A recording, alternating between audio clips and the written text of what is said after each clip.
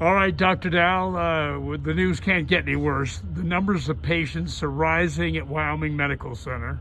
And even worse still, we're finding out there's more deaths in the state.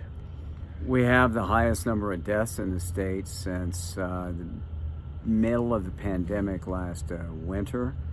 We have 40 in the hospital at Wyoming Medical Center this morning, several in the ICU. They're younger, they're healthy, and they're unvaccinated. So for anybody to think they're sort of bulletproof on this, you look in the eyes of patients that are struggling in there for their life.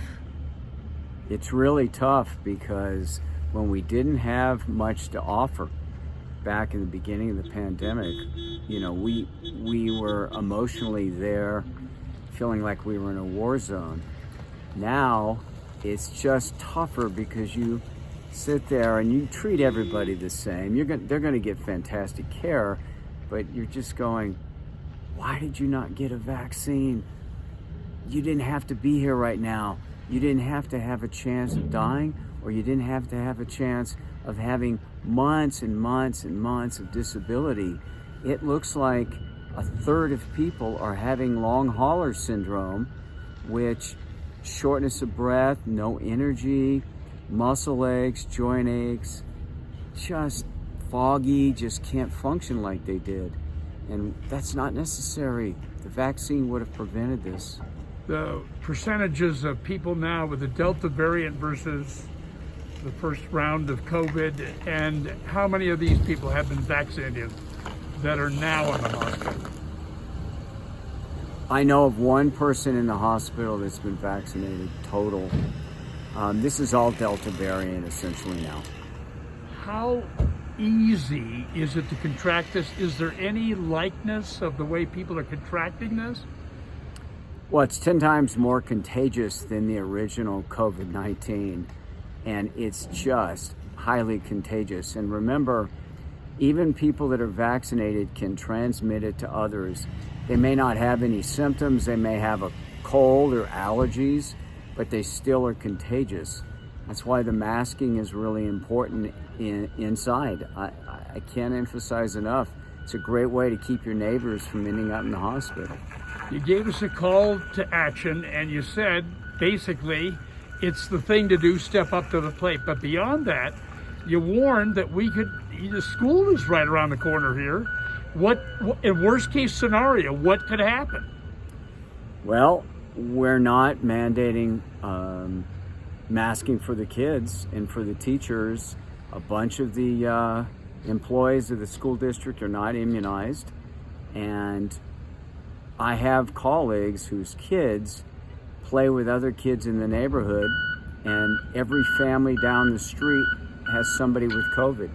So you can imagine you're going to have all these kids unmasked in a closed space. It's going to spread, and that's been shown across the United States. Massachusetts just put in a mandatory mask mandate for schools and teachers, effective immediately. I'm not saying we do that, but I really wish the school board and actually the state would look at the option of putting in mask requirement for schools. We want to keep our kids in school. We want to keep them healthy. And I call on the parents to be sure you do not send your kids to school if they're ill or if they've been exposed to COVID. Don't do that. You'll infect a lot of other kids. So I'm calling on the parents to do the right thing.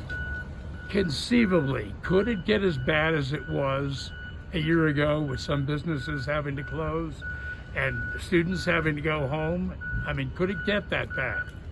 It could get that bad. I'm not sure it will because we do have a certain percentage of the population immunized, but the vaccine's a game changer and it's saving lives. So what I wish would happen is that businesses say, okay, let's all just get our employees immunized. It's in their economic best interest because they can stay open.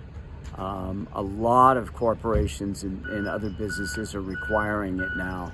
And certainly in healthcare, we have to. Two last questions. One, was there not like a Korean variant of it that was pretty strong as well? Some other variant that we're not even looking at yet?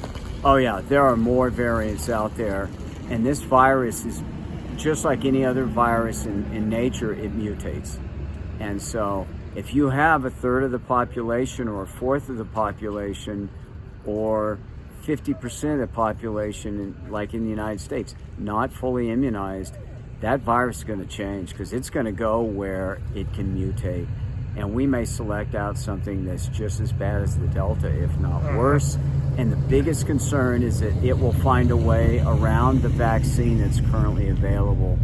So we're writing our own story here in the United States, and I don't like this story. And so I'm calling, as if I don't really have any power as such, I'm calling on people to just do the right thing. I want this to go away. I'm sick of these masks. I'm sick of this, but I can't get people to do that.